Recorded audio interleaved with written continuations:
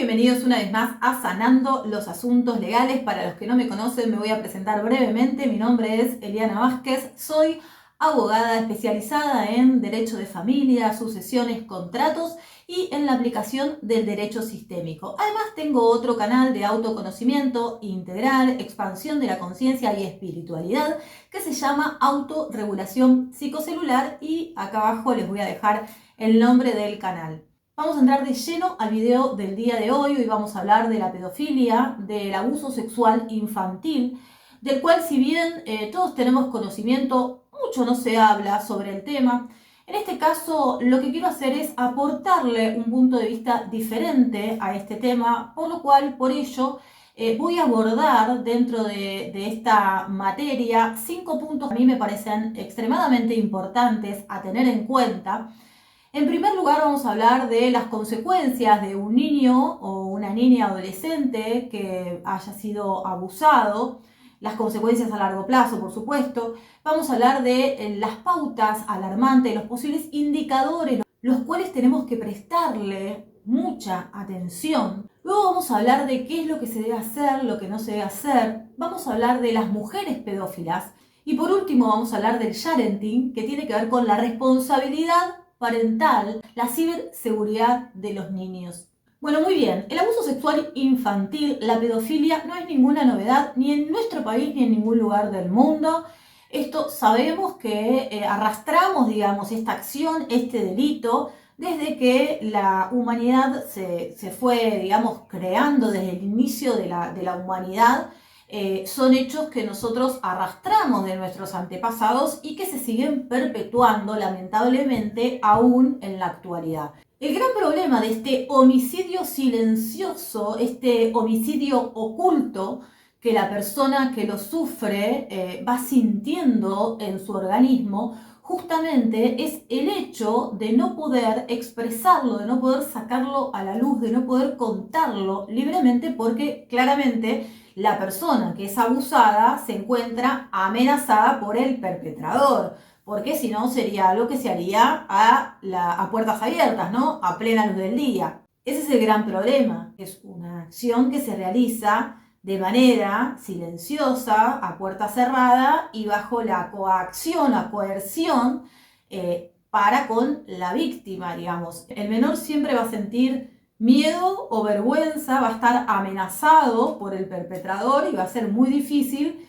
que pueda hablar libremente. Por eso es que los adultos tenemos la responsabilidad de vigilancia, de seguridad, de estar atentos. Es la idea del video, de darles algunas pautas, algunos indicadores que pueden estar sufriendo los chicos que están siendo o fueron abusados sexualmente. Tenemos que saber que la persona que sufre de un hecho de violencia, abuso sexual, puede optar o bien por reprimir el hecho o bien por compartimentalizar. Si lo reprime, lo que hace claramente es acumular esa energía negativa, ese dolor en su cuerpo, en su campo electromagnético, físico, mental y emocional, como si esto fuese una olla a presión.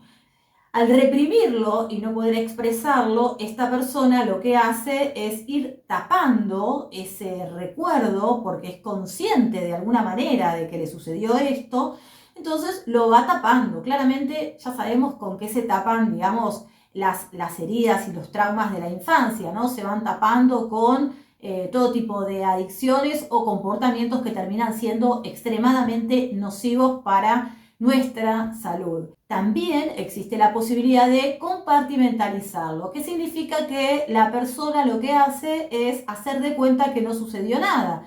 Directamente continúa su vida haciendo que no sucedió nada, que es más o menos similar al hecho de la represión, lo único que después, en algún momento de su adolescencia, juventud, adultez, esta persona va a recordar que le sucedió este hecho en su infancia y va a poder entender un montón de cosas, pero es muy importante que para que esto suceda, esta persona trabaje en su evolución interior, en su evolución personal, digamos, o sea que trabaje en su expansión de conciencia, porque si no trabaja en su expansión de conciencia va a ser muy difícil que logre identificar esta herida de la infancia que o bien reprimió o bien directamente borró, olvidó para poder continuar con su vida diaria. Desde su infancia hasta su adolescencia, juventud, adultez, esta persona va a tener un escenario, digamos, va a ser su vida, una obra de teatro de abuso. Va a tener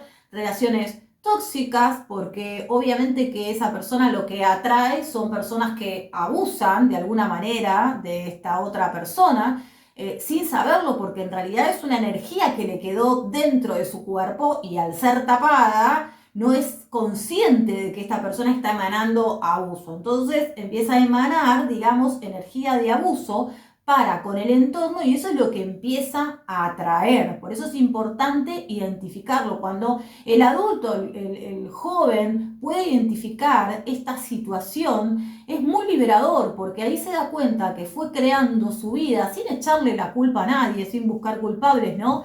De los coprotagonistas que luego se fueron cruzando en su camino, porque justamente esta persona estaba trayendo, digamos, personas que abusaban de él o de ella, porque era lo que tenía dentro. Por ello es que o bien puede tener relaciones tóxicas, abusivas, o amistades tóxicas, abusivas, o empleadores que son abusivos, va a vivir siempre, digamos, en una maraña de alguna manera de abuso. Si no es por un lado, es por el otro, hasta que logre identificarlo. Cuando logre identificarlo y puede desatar el nudo de abuso, es extremadamente liberador. Por eso, si sos una persona que fuiste abusada y podés trabajar en esto y lo podés reconocer, te lo recomiendo porque vas a sentir una liberación y vas a dar gracias de haberte puesto a trabajar en este tema, lo cual, si no tomas conciencia, si no te pones a trabajar en este tema, va a ser muy difícil que tu vida cambie y que puedas atraer cosas buenas a tu vida.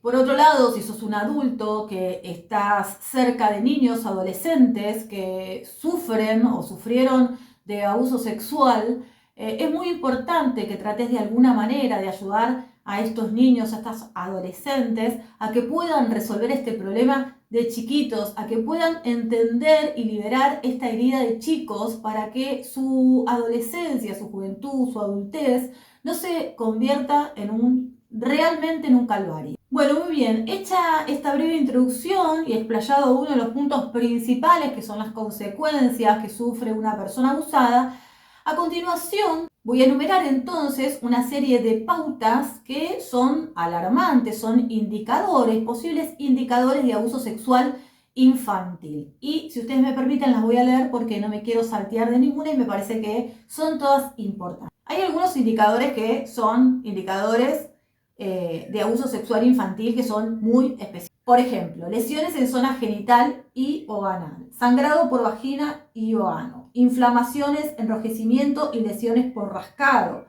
marcas de dientes u otros signos traumáticos como laceraciones o esquimosis de la vulva.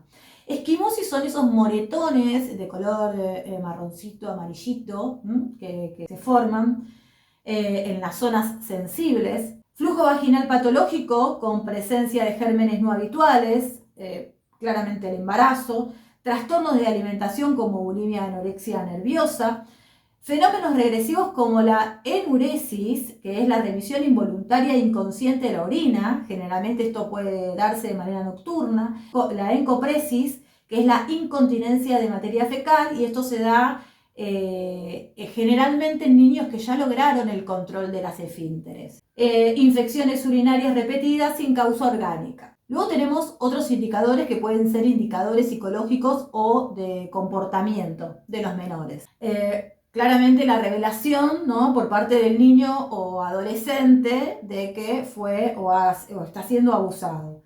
El síndrome de estrés postraumático. Este punto es muy importante porque quizás el niño sufre síndrome de estrés postraumático y no haya tenido ningún enfrentamiento con la muerte ni un daño grave y esté sufriendo de pesadillas, hipervigilancia, cambios negativos en el estado de ánimo y pensamientos negativos y recurrentes. Todo eso hace el estrés postraumático. Otra de las pautas alarmantes son conductas hipersexualizadas o autoeróticas, masturbación compulsiva, variantes peculiares de los juegos médicos, los novios o el papá y la mamá, utilización de la fuerza física o la coerción psicológica para conseguir la participación de otros niños, niñas o adolescentes en juegos sexuales, acercamientos peculiares a los adultos para tratar de tocar o oler genitales de los adultos, acomodarse sobre un adulto en la cama para simular movimientos de coito,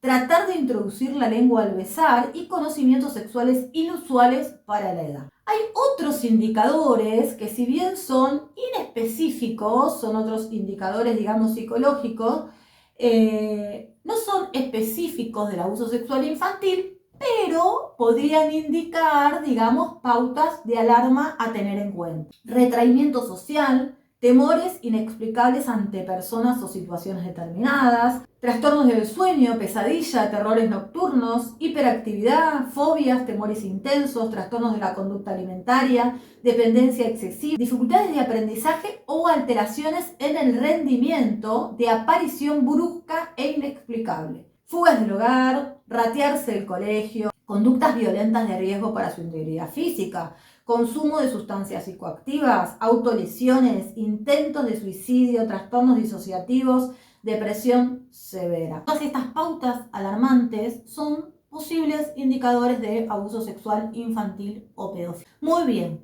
¿qué hacer y qué no hacer ante esta situación? Si el hecho está ocurriendo en este preciso momento, lo primero que hay que hacer es hacer la denuncia en la comisaría de la mujer más cercana o en la fiscalía de turno. Tanto en la fiscalía de turno como en la de la mujer le van a explicar al acompañante de la víctima cuáles son los pasos a seguir. Lo que se hace es generar un expediente, digamos, judicial penal para luego tratar de dilucidar, resolver, digamos, la cuestión de fondo, si esto es real o no es real, con todos los recaudos que la situación amerita, ¿no? Como un equipo técnico interdisciplinario para acompañar a la víctima y demás. Ahora bien, si esta persona, si este niño, niña o adolescente ya de un poco más grande recuerda que en su infancia fue abusada por, no sé, su tío, su mamá, su papá, su abuelo, su vecino, su quien sea, el hecho de iniciar un proceso judicial, de entablar una denuncia penal, la decisión corre por cuenta exclusiva de esta persona. Esta persona tiene que saber que se va a someter a un proceso penal y que si pasaron muchos años desde el momento que fue abusada y no hay pruebas contundentes, es decir, no hay ni fotos, ni filmaciones, ni otros testigos que puedan aseverar, digamos, concretamente que esta persona fue abusada hace tantos años atrás, el hecho realmente se vuelve incomprobable, porque la prueba más fehaciente, digamos, la prueba más contundente que la persona tiene para probar el abuso sexual es justamente la revisión médica, digamos, en sus zonas genitales.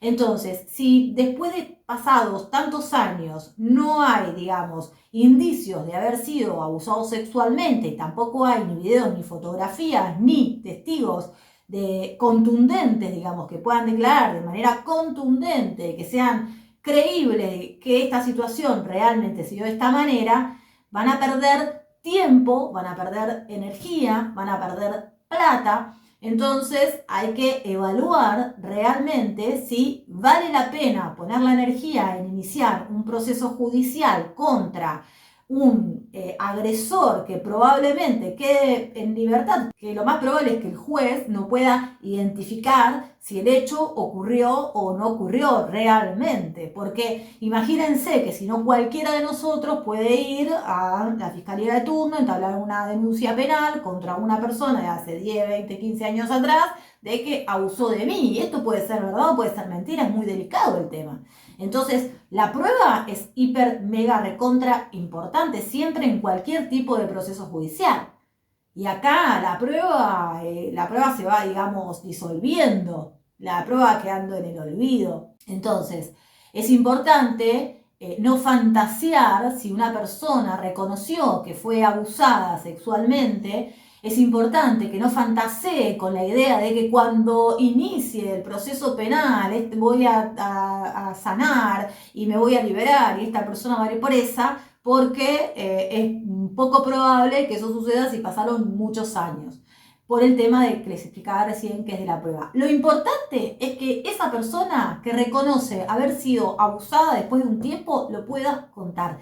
Eso es lo más importante, que ya se lo cuente a una persona, que ya lo cuente con ella misma, hablando en el espejo, ya esa persona empieza a sanar. Y esto es lo más importante. Lo más importante es sacarse esa huella energética de su campo electromagnético, que lo único que le va a traer, que le trajo hasta ahora, fue sufrimiento. Lo importante es el apoyo psicológico. Si tenés ganas de hablarlo con un psicólogo, lo hablas con un psicólogo. Si tenés ganas de hablarlo con un amigo, con una amiga, con tu mamá, con tu papá, con quien sea, háblalo.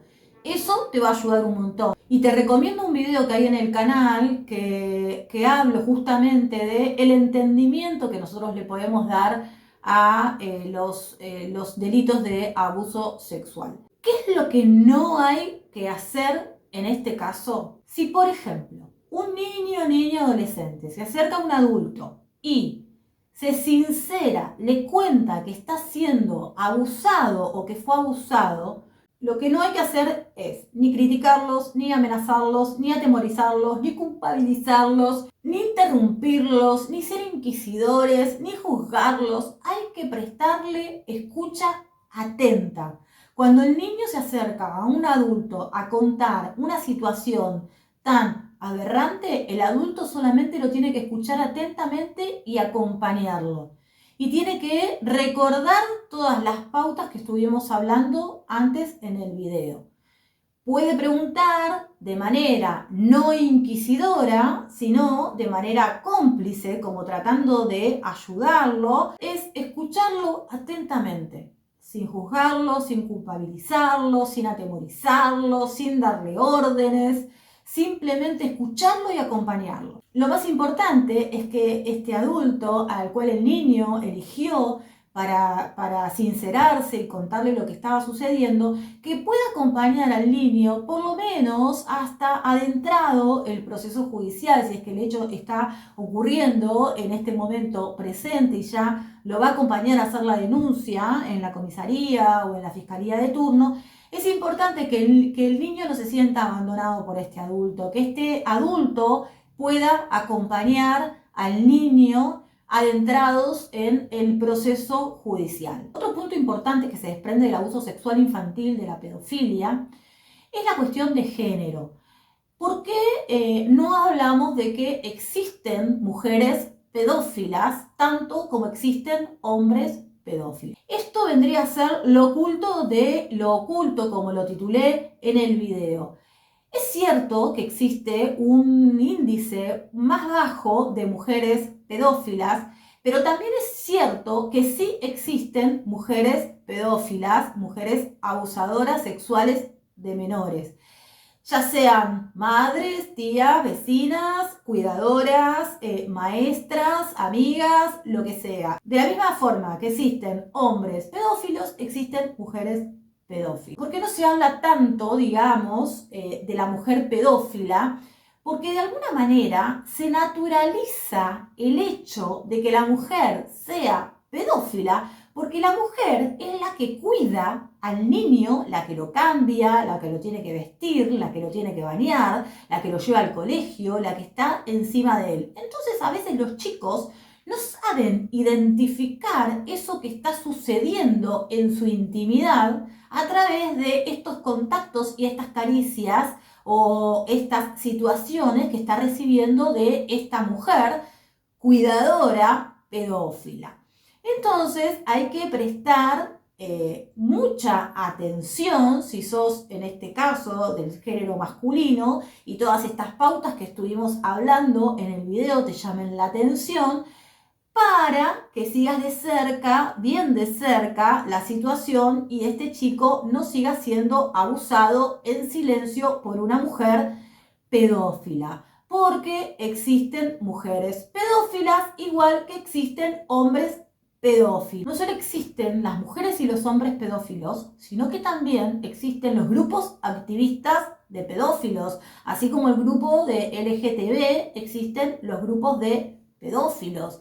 Y esto es terrible, el comercio que hay detrás del abuso sexual infantil, detrás de la pornografía infantil. Hay un caso en Brasil que realmente cuando lo leí me causó una impresión de un médico pediatra que le sacaba fotos a los niños cuando allanaron, digamos, su oficina, su computadora.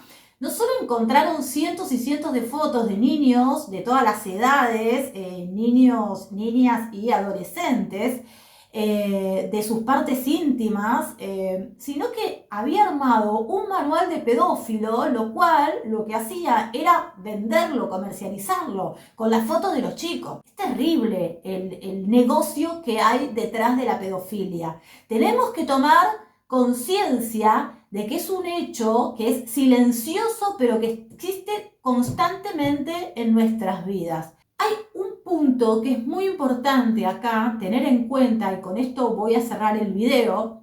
Lo denominan el sharenting. Sharenting significa compartir fotos de nuestros hijos en las redes sociales. Ahora bien, ustedes saben que en todos estos allanamientos de hombres, mujeres pedófilas, han encontrado fotos de niños trucadas que se llaman EQ Face, si no me equivoco, lo pueden googlear. Es el hecho de realizar un collage con las fotos de los chicos. Entonces, sacan fotos de niños de las redes sociales, de cualquiera. Publicaste vos una foto de tu hijo en Maya o no, en el colegio.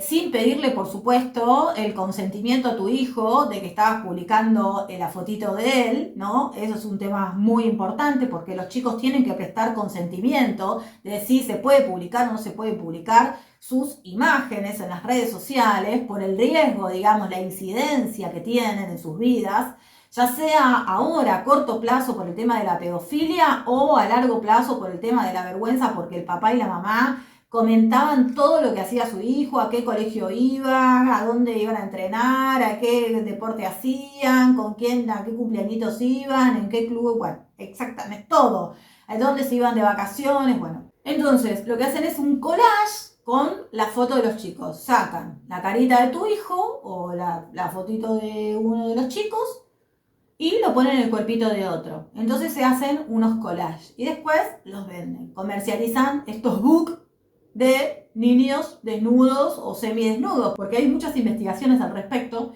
en donde los mismos pedófilos son los que aportan la información para que se armen estas estadísticas, y ellos mismos dicen que a ellos les seduce ver a un niño en edad puber. Entonces, no importa si está vestido, semivestido o esté como esté.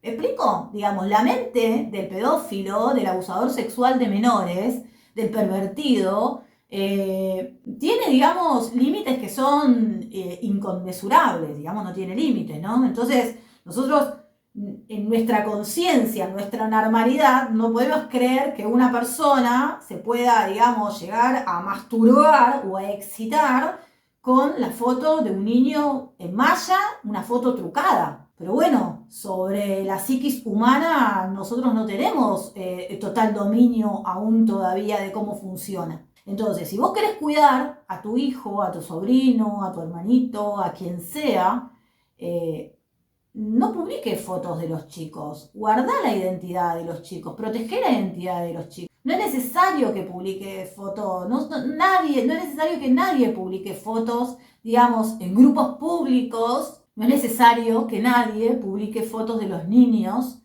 en ninguna red social. Lo pueden hacer en grupos cerrados, claramente. Claramente podemos compartir fotos de nuestros hijos, pero en grupos cerrados, ¿no? En un WhatsApp en donde sé que se lo estoy compartiendo a personas conocidas que entiendo que no son pervertidos, pedófilos, abusadores sexuales, ¿no? Entonces, bueno, fijarse dónde uno comparte las imágenes de los niños y tener en cuenta esto que les estaba contando recién, que los pedófilos hacen collage con las fotitos, los cuerpitos de los chicos, las caritas y los cuerpitos de los chicos. Entonces, una foto que a vos te parece inocente puede estar en el book, digamos, de un pedófilo. Hay que tener cuidado. Tenemos que comunicar estas situaciones que son tan denigrantes para los niños, tan aberrantes para la sociedad en general, y que la verdad que lo único que hacen es ralentizar la evolución del ser humano divino. No creo que sea ni la primera